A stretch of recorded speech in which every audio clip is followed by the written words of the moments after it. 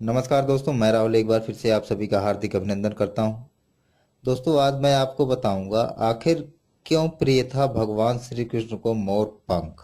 पर इससे पहले दोस्तों, अगर आपने हमारा चैनल सब्सक्राइब नहीं किया है तो प्लीज कर लो मित्रों, क्योंकि ये बिल्कुल निशुल्क है, बिल्कुल फ्री है। हाँ दोस्तों, इसके लिए आपको कोई भी शुल्क या चार्ज नहीं देना पड़ता।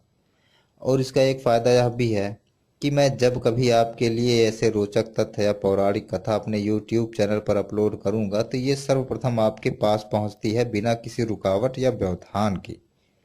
तो दोस्तों, अगर आपने अभी तक हमारा चैनल सब्सक्राइब नहीं किया है तो इसे जरूर करें। आइए दोस्तों, बात करते हैं भगवान श्री कृष्ण और मोर पंख के संबंध के बारे में।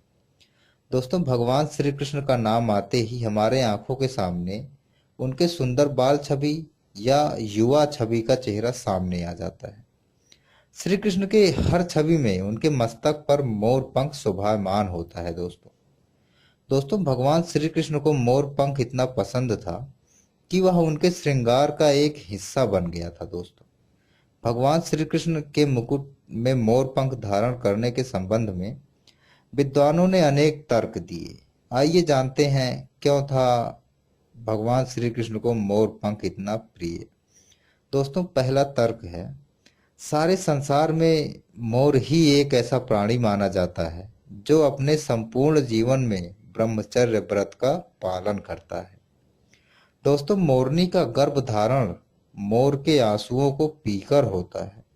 अतः इतने पवित्र पक्षी के पंख को स्वयं भगवान श्री कृष्ण अपने मस्तक पर धारण करते हैं। दूसरा है दोस्तों, कहा जाता है कि राधा के महल में बहुत मोर हुआ करते थे, और जब भगवान श्री कृष्ण के बंसुरी के धुन पर राधा नृत्य करती थी तो उनके साथ वह मोर भी नाचा करते थे। एक दिन किसी मोर का पंख नृत्य करते समय जमीन पर गिर गया, जिसे भगवान श्री कृष्ण ने तुरंत उठाकर अपने मस्तक पर सजा लिया। दोस्तों, भगवान श्री कृष्ण के सर पर स्थित मोर पंख राधा के प्रेम की निशानी भी माना जाता है।